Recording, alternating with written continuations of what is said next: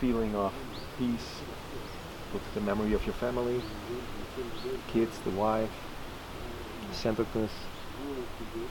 Feel the inner smile happening. Yeah. Feel the relation between the inner smile and your heart happening. It's opening as you come into this memory.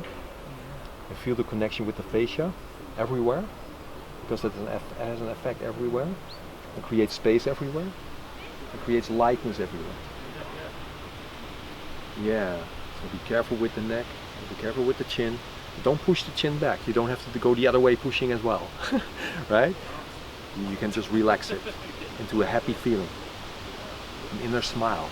So what you're searching for is not only like a technical smile. You want to smile with your whole system. And so tuning into the gratefulness for your beautiful family, tune into the feeling of that and let that feeling create the openness in the whole system.